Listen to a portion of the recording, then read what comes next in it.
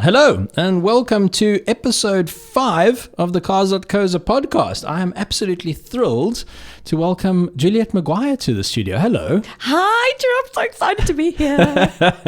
It's so nice to see you. Oh, it's been a long time. Yes, it has. Actually, I think we bumped into each other in the shops for like a second buying groceries during level 5. During level 5. I remember that. We couldn't chat much. The security guard was keeping a firm eye on us. Yes, I do remember that. God, that seems like a lifetime ago. Really was. Yeah. Well, welcome. Thank you so much for your time. Stick around because Jules and I today will be discussing many things. So stick around for that. It's going to be good. But let's start with this, Jules. I've always wanted to ask you this. Why are you always so happy? Oh my gosh. I know. You'd probably ask my husband if that's actually true. Do you know what it is? Okay, it's really just fake most of the time. But because I've learned that if you're nice and happy, you get a lot more things than if you're not. I know. Something I've always admired about you. You always seem, I mean, I've known you for a long time now. What, probably about 12 years, somewhere in that region? Yeah, I think probably from what was the website? Overdrive, when I had my first website. And do you know where I really remember you from? The bowling club in Campsbay. Those drunken nights. Oh dear. Yeah, the less said about those nights, the better. I remember those days fairly fondly. I mean, some nights were a bit out of hand, but I think at the time, a black label was 5 rand at that place. 6 rand a glass of wine. Yeah. Oh, the happiest days of my life. Oh, things have changed. I mean, look, it was plonk. And you kind of went a bit blind, but about 10 o'clock that evening. But it didn't matter, you know, because then whoever you sort of, hooked up with looked so much nicer. Jokes, I never did such a thing. Never, ever. And when are you coming for dinner? At Postagino's? Yes. Well, okay, we can do that now. Yes, you can. Actually, and you can bring wine. Oh, yes. Okay, so I was waiting for the booze thing because I wasn't going to come and have like a dry, evening. I agree. No fun in that. But I am going to have to come soon because my husband again keeps mentioning the Parmigiano the chicken Parmigiano. Yeah, I think he goes, is there a veal one? There is. That's the one he goes for. He speaks about it all the time. All the time. I love that.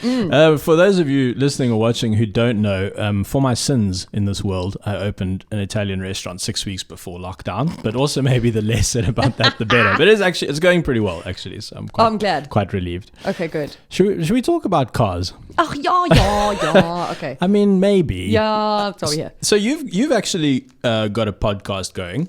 I do. With Terence. Y'all teabag Terry. Terence De Siena. Yeah, I hate that name. I didn't know that was his nickname. No, it's not. But I'm hoping after this people call him that. So you've been in the podcasting world for a while. It's quite fun. It's amazing. Like, we actually drop our 20th episode today. Oh, congrats. Yeah, so that's exciting. I mean, it's taken us, we do one every 2 weeks. Just because in the beginning, obviously at the time he was editor of Car, he had so much going on. So we just decided, okay, let's do it sort of every 2 weeks. Plus with all the launches, Then pandemic hit and we had so much time to record podcasts, but then had to do it via Skype, which wasn't amazing. It's a faff. Yeah, but then the minute you could work, we were like, okay, we have a meeting. We have to be, because we drink wine and there's a lot of wine involved in our podcast. I think your podcast is more fun than ours. Well, certainly. I mean, you're drinking a cup of black tea. It's unpleasant. It's pretty early. Yeah, fair enough. But yeah, so we have been doing it a while. We love it. We're actually looking at rebranding it because it's Cars, Wine and Roscoe, which is Terence's dog, who features because he featured without permission. We record in his dining room and the dog just always comes around. Right. But we are setting up something really amazing because, he's now venturing out into his own. So Terence is, yeah. So we're going to start something. We like cooking something up. And we will rebrand with this podcast. So like sort of start season 2 with this new brand, new exciting project that's coming up. Yeah, for those listening, Terence Steenkamp was the editor of Car Mag for quite a while. 2 years. 2 years. Yeah. And going on his own way now, and we wish him all the best. Yeah. Very exciting. It is very exciting. Yeah, you guys are a great team. Yeah, you know what? We've been sort of best friends for a number of years now, and it's just so rare in an industry that, with you in the same industry. We met at Car Magazine. I think he was at Veal at the time, and then went to Getaway, In fact, we weren't friends for the first part. He was friends with this other girl, and I didn't quite like her. So we didn't really get on so well. And then we just became friends. I think our mutual love of wine came into play, and cars, obviously. Yeah, in that order. That order. And then we've traveled the world together, you know, and all the launches we've done together, and just formed such an amazing friendship.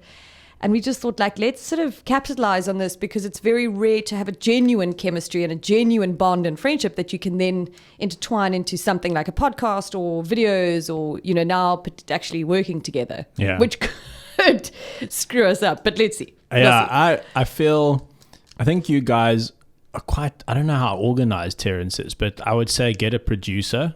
Yes. No.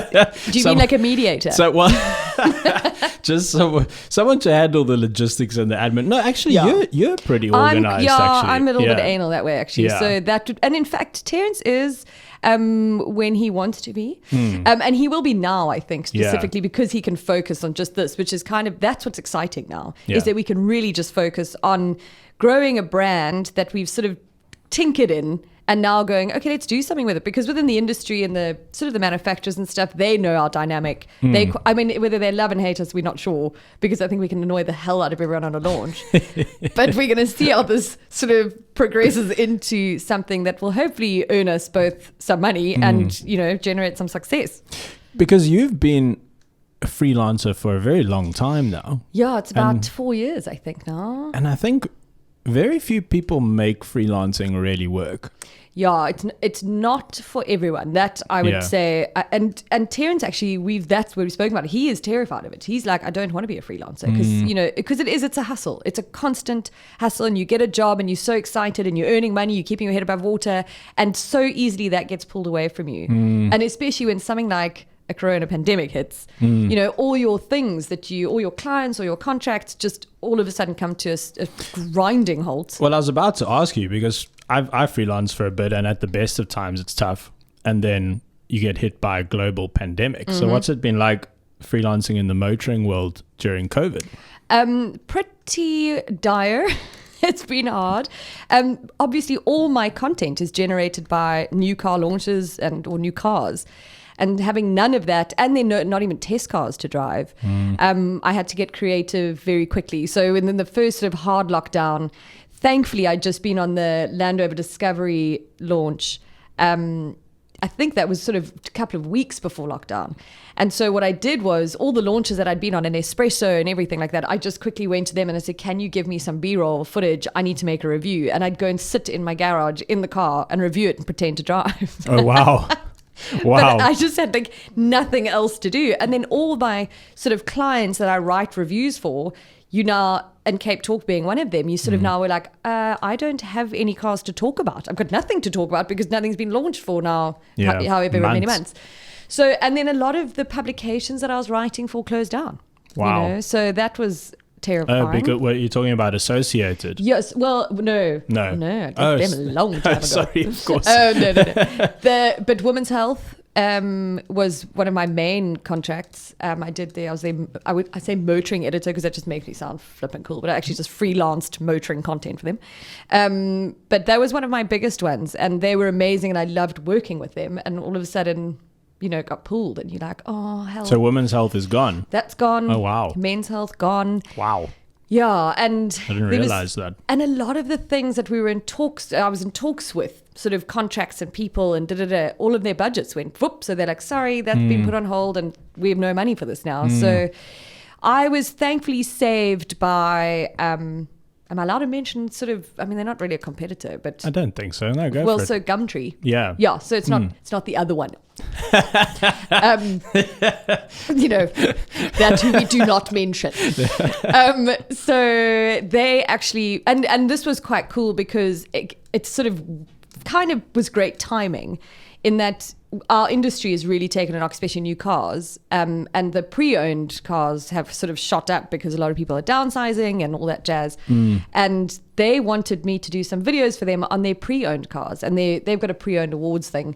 And I was like, okay, well, let's do some videos. And so Kelvin Fisher and I formed like a little team, and we were like, great, we'll come in and do a whole bunch of videos for you. And so they thankfully kept my head above water, and Kelvin, I think, as well.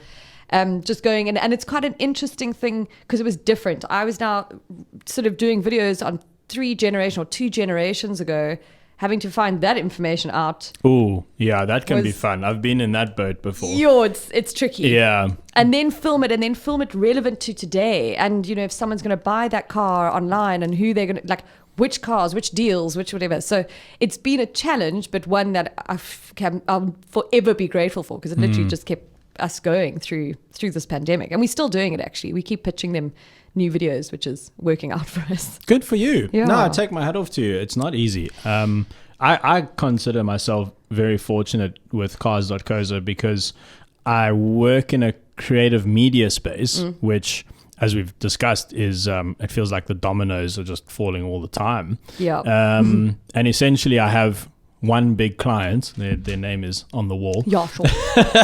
who I have to keep happy, and for a lot of people, I don't think that's a reality. So I do count myself very blessed, very lucky in that sense. Yeah, it is. It's amazing, but like you still have to get very creative. It's a grind. It's it's proper graft, but it's fun and it is rewarding. I must actually tell you this funny story. So, and I'm sure this happens to you a lot.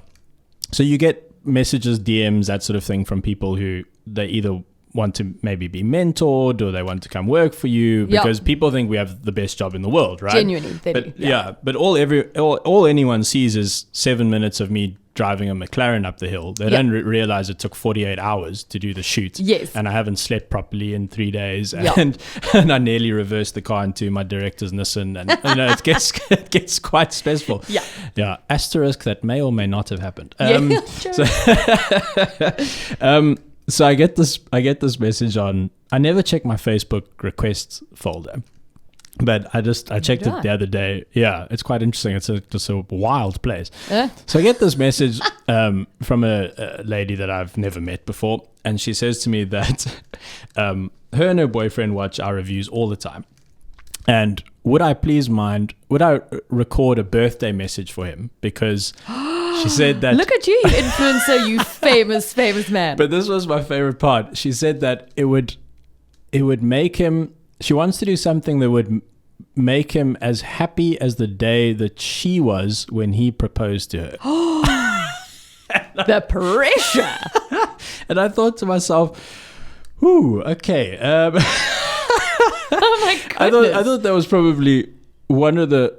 probably one of the most rewarding. I know it sounds very, very weird, but it just made me immensely happy that I could make that somebody out there thinks that just by me sending them a little video will make their husband, I mean, that is because I always think our job really doesn't change people's lives. I often think maybe we should be doing something on the side charitably.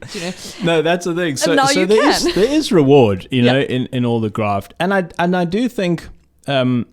You get messages from people. I mean, you're on Cape Talk as well, and occasionally something will come in and someone will say, "Oh, you helped me so much buy my next car. And your advice helped so much," and all the rest of it. So there is reward in that, and I think that if you do put your consumer hat on every now and then, obviously it's nice to blast Lamborghinis around mountain passes, but no one actually cares. No, that's just. Do you know it's one of? So this is often a thing that I get compared to, which is both a massive compliment, and also a little bit frustrating for me. Is Supercar Blondie. Ah, okay. And I sort of also love and hate her. I'm a hater only because I'm jealous. Do you know what I mean? That she's made such a roaring, raging success of what she's doing.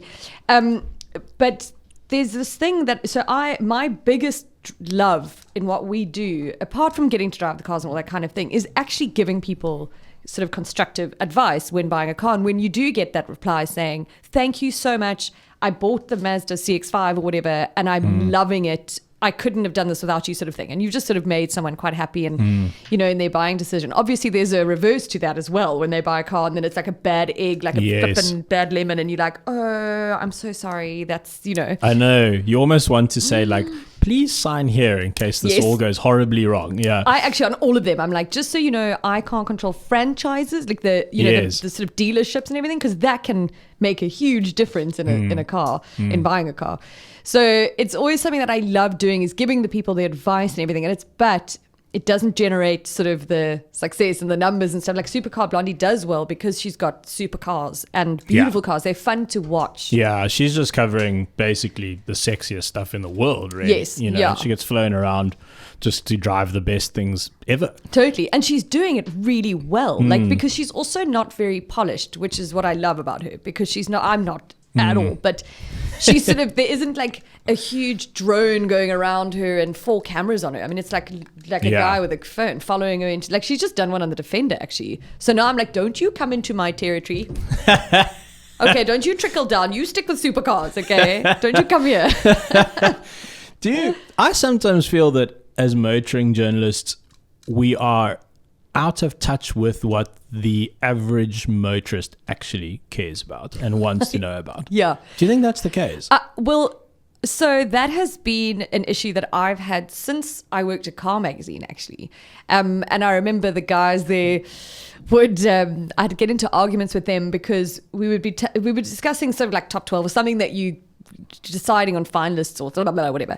And it would be like, okay, well, for 10,000 Rand more, you can get this model. And I'd say, no one has 10,000 Rand more. When you've got a budget, because at the time I was just buying a car, and I was like, so my budget was like 80,000 Rand. And they're like, yeah, but for 90, you're going to get this. And I was like, but I don't have 90. And 10,000 is a big amount when you've just got a strict budget. So let's think about be in that person's shoes. And I think within this industry, unfortunately, I don't know if it's just South Africa, I hope not, because then we'll feel better about ourselves. But I think a lot of motoring journalists write for motoring journalists. I've thought that for a long time. And I mean, we're not trying to sound self-righteous about it. I'm sure we're both guilty of it at some point. Oh, you know what I mean? Sure. I think the motoring journalists get into the profession because they love cars. So that's kind of the way in. And then you do hopefully get to experience all the cool metal and the launches and that sort of thing. But I think the average motorist doesn't love cars. In fact, they probably on some level hate their car. But it's like a grudge purchase. It's totally. like I have to spend 6, 7, 8, 9 grand a month on insurance and petrol, and then the thing's going to break, and then I have to take it for a service. You know what I mean? And so we're like, oh, the new M2, you can do donuts in it. But the average motorist is like, my Kia broke. Yes. Just using Kia as an example. Absolutely. Or like, what car? Like, I've got this amount of money. This is my biggest thing is, Jules, I need to buy a car. I need a lot of space, but I'm on a budget and I've got 47 children. So what car is big enough? And my response is no car. No car is big enough for children. It never is. No boot is big enough. Yeah. And in fact, I had this chat with Lisa Mallet from Jaguar Land Rover. She's sort of high up there. She's an amazing, incredible woman.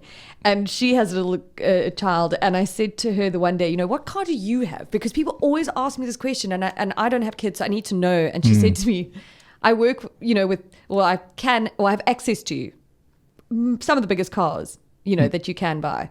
And still, she flies to a destination and her husband drives with a car with a trailer because there's just not enough space for the child. And I was like, that sums it up. Like, wow. And that's a lot of my friends and people and my fans, who ask for advice. They genuinely want to know that kind of thing. Fuel consumption, space, and it's why my videos, a lot of things I base on is very just advice stuff. I'm not into the supercar stuff.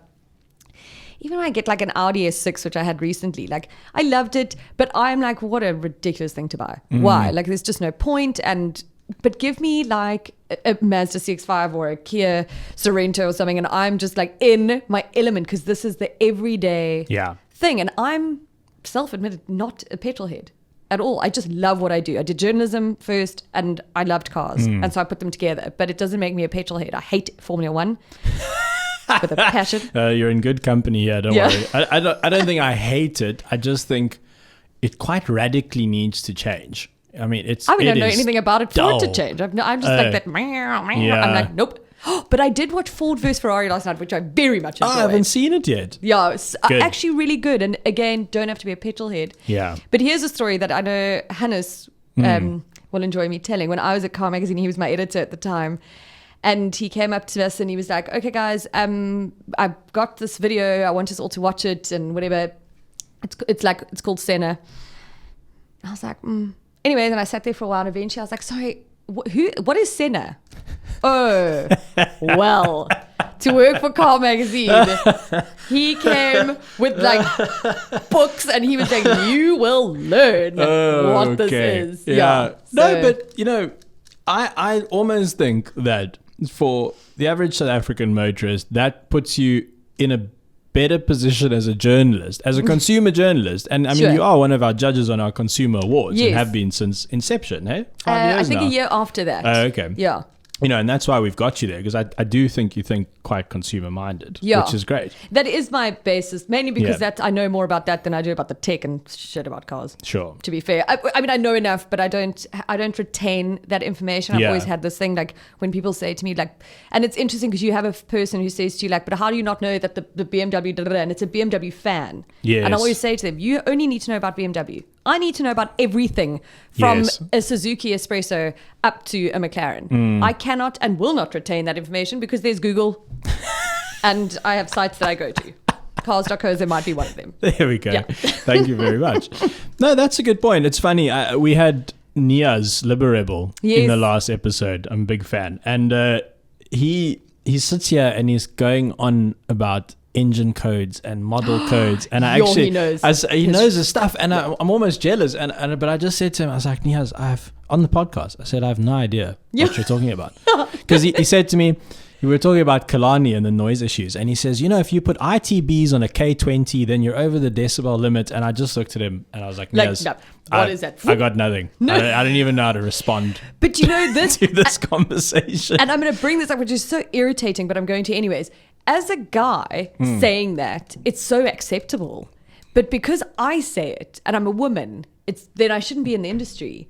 So for so long, I've literally had to fake it until I would just nod and smile and be like, yeah, totally, or whatever. And I'd Google under the table and then I'd just say something that I've just read on a thing. Would you say that as a woman in a very male-dominated industry that there's almost double standards, that you're almost held to a different standard? I mean, like quadruple standards. Like it's sort of like a prime example actually is there's a female motoring journalist. I'm not going to mention her name because I don't want to embarrass her or anything, but she mentioned one manufacturer at another manufacturer's event very quickly by mistake.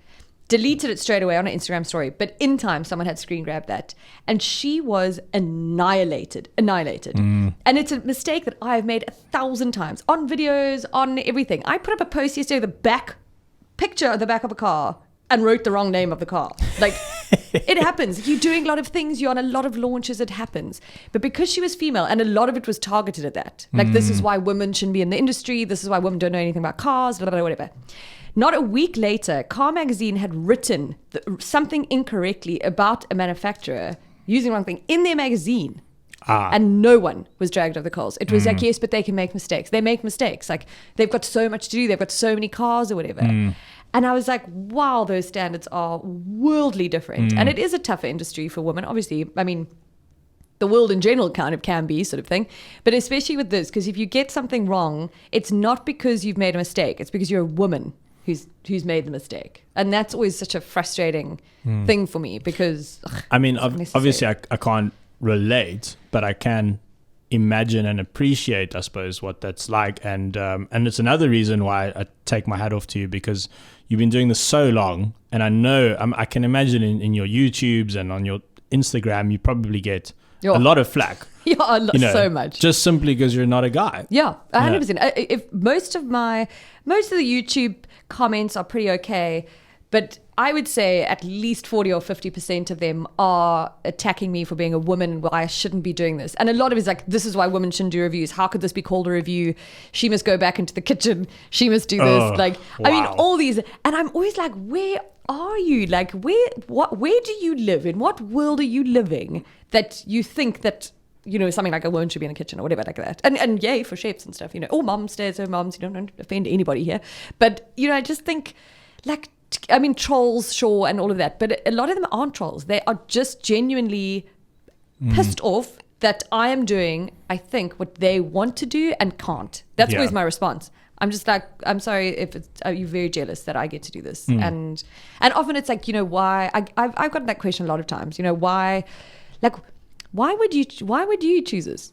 You know, why would you do this? I'm like, do you ask that to any male? I mean, it's obvious. Yeah. It's like, I love cars. And they'll be like, oh, but do you? That's weird. Really? But that's why I think it is great for this industry that you have stuck it out, because I know a lot of people who look up to you and respect you, young women who want to get into the industry, who are trying to get into the industry. Yeah, well, thank you. And I hope that they do. I mean, those are the people that I'm trying to go for. And in fact, Ford did a webinar the other day with some incredible women, and not actually just in the industry. Melinda Ferguson actually was one of them. And it was just so divine to see like these women sort of rallying together and going, okay, come, like, let's help each other out. And one is a lady called Marsha. She was the first black female dealer principal in the country. She's then dealer principal for 2 at the same time. I mean, she's a formidable, incredible woman. And her biggest drive is getting young women into the industry. And that's what she focuses on. Because there aren't many, and there aren't many coming into it. So that's a bit of a problem. Yeah, it is. There's a couple of real talents out there. I think also at the moment, you know, your career path in this industry is quite different to what it was, say, 10, 20 years ago, where you could become a motoring journalist or a motoring influencer. Yes. And I think the idea of being an influencer is quite sexy and quite appealing, and potentially, almost certainly, more lucrative if you get it right. For sure. So I wonder if maybe people like us, because we're kind of, well, let me speak for myself. I feel like I'm a bit old in this industry now. I've been doing this 15 years, and we are definitely old. Definitely. And you know Lance, he's a fantastic journalist. If you haven't read his stuff, Lance Branquinho, he writes often for our site. I can't understand anything, so I just that man is far too clever for me. No, he's brilliant. And he once called me, this was a few years ago, he asked me how long I'd been in the industry, and I told him, and he said, oh, so you're a junior worm. Oh, okay. Well, now you're just a full-blown worm, actually. So yeah, now I'm a worm. Yeah. I think a great measure of if you're feeling old these days is, can you operate TikTok? And I can't. So I have tried. I must say, I got a hell of a lot of views on one of them. I got like, I must check, but it was certainly like in the millions or whatever. Wow. Like one video. And it was the most ridiculous thing. I think I just... Oh, I know what it was. It was on this yours. Oh, you've seen it. Okay. Yeah. And I just... I think I might even just turn the car on. I can't remember what I did. That's all I filmed. Think, whatever. Well, bazillion views. I was like, I have got this. I'm going to be a TikToker, if that's the word. Totally. And then the next video, well, like 72 views. I was like, oh, no. Well, I don't know how this shit works. I'm not doing it anymore. I'm going to be a TikToker. Yeah. So I sometimes wonder if individuals like ourselves and our colleagues and our peers are sort of the last... We were at kind of the crossover point, I think, in this industry. Yes, because we sort of, and especially you and me, I think, sit on 2 sides here. Maybe, because there is a bit of an influencer thing. Yeah. And that comes with being on videos, I guess, and in a public space more than just a magazine. Yeah, it's just I think it's a very visible medium. So yes, you just have, by the nature of it, you have to be noticed more. Yeah. And I think being called an influencer has got such a negative sort of stereotype to it, which is terrible, because in fact we are motoring influencers. We're influencing people's just buying decision. That's actually what our job is. That's a nice way of looking at it, I think. Yeah. So when people say to me like, oh, you're trying to become an influencer now because you're on TikTok, I'm like, no, I'm trying to remain relevant and make money. What are you trying to do? You know, that's actually, and you have to. And if you don't change and mold yourself into this industry, then you're going to sort of fall to the wayside. And if you lose your job, you sort of then stuck. Like I said, I've had to mold myself and reinvent and do different things and to stay in this industry, which is what you have to do. So I mean, a lot of the DMs I get is people asking for advice. You know, how do you get into the industry, right? Because it's quite a difficult industry to crack. There's very difficult. Yeah, there's not many places to work for. I mean, increasingly less places to work for. And I always say to people, first of all, initially, or at least for a long time, you're probably not going to make money. Yes. So find a way of getting an income so that you can work for free, because you got to prove yourself. Sure. And I mean, in the early days of my websites and everything, my website got me cars and launches and stuff. But I mean, I was waitering. I was working in odd industries like the online gambling industry. Wow. Yeah, no, it was like go dancer. Yeah, just you just made it work, And it was quite funny. I've got some stories from those days. Like I remember rocking up to work, obviously Posticino, Posticino, well, in Sea Point, my uncle's place. So I came to work in a BMW 760 Li, a white one, parked it across the road. When we're sort of walking in, putting my apron on, and this customer calls me over and he's like, "What are you doing?" You don't look like a waiter. Wow. I mean, there were times, I remember when I got my second Audi R8 to drive, I used up the fuel quite quickly, as you do in a V10 R8, and then I had no more money for fuel. So I just sat there. Yeah, I've been there. Yeah, for a day. I just looked at it, I know. My advice to me when they ask me that, my first thing is always get a sort of qualification in journalism or in writing, and then or maybe even presenting or whatever, or radio. But something that isn't car related. Yeah. Get your sort of foundation down, because that's how I got it. I mean, I thankfully went straight to Car Magazine. I did an internship and I went in, but I got my honors in journalism, and so I think that's always like, go that way. Like, do more than just wanting to drive fast cars, because that's not what it's going to be. Like, how many Kia Picantos have you driven? Loads of those. That's the thing. I mean, obviously every now and then something really special comes along. Like we just had that new F-Type, which I loved. Oh my word, what a car. But yeah, I mean, a lot of the time it's, this is how many kgs you can carry on a Ford Ranger versus a Hilux. I mean, you got to be prepared to do that sort of stuff. Yeah.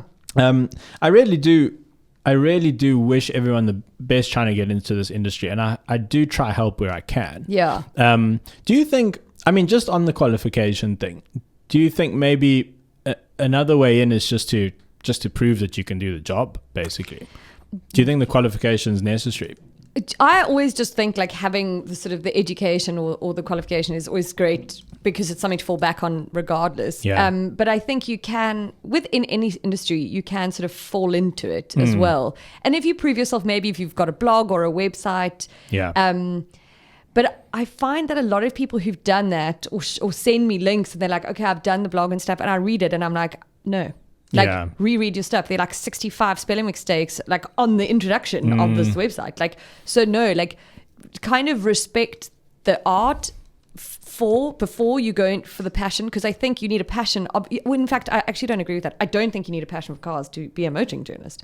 I think you need to know what you're doing, and again, have a qualification, or at least, I guess, a skill to be able to write or film or present or whatever. And presenting is also, this industry pisses me off, because everybody is now a presenter, and I think it is a tricky job. It's not an easy job to do, and it's not easy to do very well. And so a lot of things you watch, and like a lot of companies are just making these poor people like go on camera because we need video, and you can see they're like terrified, and they just sort of like see that red light and they're like, so this has a 1.5 liter turbo, and you're like, okay, but now this is, again, it's actually a skill, and it's kind of knocking. You see this, I sound like such an old journalist, I realize now. No, I think I really do. I think you've earned your place. I mean, sure, it's a long time in the industry to crack on. Yeah. And I also studied for 7 years. Look, I've got no money. What the hell? No point. Yeah, no, I think number one piece of advice about getting into this industry, if you're listening, is don't get into it to be rich. No. If you want to be rich, do something else. And don't do it if you want to drive fast. Like, don't get into it for rich or driving fast cars. Two things you're going to do very rarely. We just shattered everyone's dreams, basically. I mean, you said earlier you love what you do. Do you think that old adage, or is it adage? Adage? I'm not actually sure. I don't know what that means. If you love what you do, you'll never work a day in your life. I mean, do you think that's accurate? So, do you know, this is such an interesting question you ask now, because my husband's been working from home, obviously, like since whatever. And I always have this guilt, this constant guilt that I'm not working.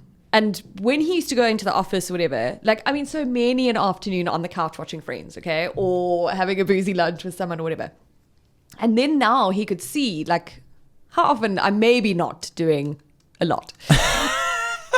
And then I said to him the one day, I was like, you must be so irritated, like, because he's in the music industry, and so during lockdown he was busier than he's ever been. And so he was like, because he works for Sony and they're like the streaming and all of that stuff, I don't know, but they were like crazy busy. And I would literally be like on the couch in the background watching Friends, asking him to shh in a meeting because now I've missed like a part that I've seen 1,000 times. And I said to him, he must be so irritated. And he said, you know what, Jules, like I've actually realized how much you do actually in the time frame that you do it. But he says a lot of the stuff that you do, it's not work for you. And it's not, because my podcast is not work. Like, this doesn't feel like work for me. The work for me in this industry is launches. That's when I'm like, oh, yeah, because it's flying. Red eye I flights. hate flying. I hate red eye flights. It's useless. I wish the Corona pandemic had ruled those out completely. But I just think I do love what I do. And so I very much believe that then you don't actually feel like you're working. Even the videos I do, everything, most of it is just, I'm doing it. And then my husband will be like, yeah, but you did that this morning. I'll be like, yeah, but that's not really working. And he's like, you're generating an income from that. And I'll be like, oh yeah, okay, that is work. Okay, I suppose it is, you know. I once said to a friend that I have a love-hate relationship with my job. And she said to me, that probably means you found the right thing to do. Yeah. And I agree. And I think that's probably one of the more succinct, accurate ways that someone's described my life. Because sometimes I mean, last year in particular, I was quite emotionally burnt out. And I was like, I think I'm done. Like, I think I've just done enough here. And then thankfully, we started hiring a few people to work in the video department with me and take a bit of pressure off. But, nice. I mean, I was like out, you know. Yeah. It's tough. I've had those moments. And now I find, I'm glad to hear that it's not just me. And now I find that actually mostly I enjoy it. You know, I think there's a lot of reward in it. And what's starting to happen is and this is what I'm starting to enjoy. People are inviting me to sort of share their projects with them. So we're pivoting the channel a little bit and focusing a bit more on like custom builds and that sort of stuff, because there's so much cool stuff happening in the country. And got to drive this guy. He had an M3 and the engine blew, and he put a Ferrari engine in it. So and he was like, yeah, just come drive it. And I mean, that was, you know, that's cool. That's really fun. You know, how many people are going to get to drive that car? Yeah. So there's reward, and I love when a video goes out and people enjoy it and they're like, oh, that was great. You know, thanks so much, and all the rest of it. So there is reward. I suppose maybe I must just stop complaining, because a lot of people think I have the best job in the world, but yeah, I'm like, little do you know. Like, it is pretty cool though. That's the thing. I think I also moan. I think it's just because it's work. Even if you love it, eventually like the launches and the flights and it gets very tiring. Yeah. And, you know, flying overseas sounds glamorous and stuff, but when you're going for one night, it's not. And when you fly into Joburg for the day to drive the new Audi R8, that is amazing when you're driving that. But getting up at 3 o'clock in the morning, 3:30, and getting home at 10 that night is not fun, a part of that job. You know, and I think what people don't realize is because you're doing it a lot and often, now we sound like a total diva, but then it does lose its novelty. Yeah. Do you know, like you do get a bit jaded. I did. Like beginning of last year, I was very, very bored with all the cars and nothing excited me. And I said to Terence, I think this is a sign that maybe I need to get out of this industry. And he was like, I kid you not, I'm feeling a bit similar and whatever. And then something will come along and then you like, and I think he went on the new Defender launch or something. And he was like, that was cool. I was excited by that. And I was like, well, I'm still waiting for mine, but still, we'll get there. Jules, I'm so glad we didn't speak about cars today. This was way more fun. Were we supposed to? This is going to make a terrible noise. Sorry if you're listening. I'm opening a packet. I actually wanted to call this podcast the Cars.co.za podcast, a podcast for people who don't like cars. Oh, nice. That was actually my initial aim. I'm still trying to get it passed through all the higher powers. Oh. But my feeling is that for every person on earth who loves cars, there's probably 1 million who don't. Yes. So I thought, well, let's make this podcast for people who actually don't love cars. So you have more listeners then? Yeah. Well, that's sort of the aim. Anyway, I thought we'd wrap up because Hannes, who runs our sentimental shop, he asked me to talk about these. So have you ever that's weird. wanted or needed driving gloves in your life, Jules? Well, so I had a pair, but also I've got... Okay, but this is for like a giant person. I mean, have you seen the size of my hands? I actually do need them because driving, you get sunspots. Oh, yes. That's true. My mom always complains about that, actually. So I've been told to... I mean, okay, so this is I mean, How I do look they like I've got fit? like one of those things at a football stadium. Like you're you know, going like God. sponge finger thing. But I actually do need. I had a pair and I think I gave them away. Yeah. In fact, I did. I was so irritated. But now I've just gone and bought. I went and bought magician gloves from a toy store and then cut the fingers off. So now I wear those. They're not great, and I get ripped off at every launch for them. These would have been great. What are these? They are a bit big. No, they're quite interesting, and one of the reasons why I think these are pretty cool. So they are genuine leather, and they're not cheap, but they are designed to work with touchscreens. So you can touch the car's infotainment system, and you can touch your phone, which old gloves never used to be. So no, that's why I cut the fingers off. Yeah, so things have come a long way. And these are made in Pakistan. Okay, size XL, come now. Yeah. Okay, but that's cool though. All right, so those are at our store right now, sentimental.shop. We had to throw one piece of product placement towards the end. But this has been so much fun. It's been so nice. And also the guys at the aquarium next door have just started drilling again. I heard that little drill. I'm like, hey. We had to stop. Yeah. It's a good thing someone had to stop us. I asked them to give us half an hour and they've given us 45 minutes. So I think. Is that how long we've been chatting for? Yeah. It's been a good one. We should have had wine. Okay, maybe just now.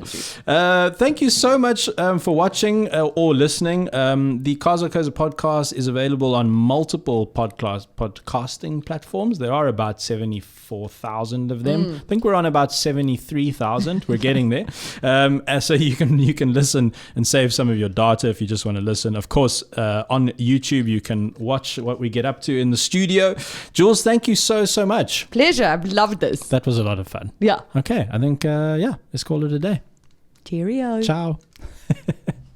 Did you know that we also sell really awesome car-themed merchandise? Check out our range of custom t-shirts and prints at our online store now. Simply click on the square box on your screen and we'll take you there, or the link is in the description below. Thanks for watching.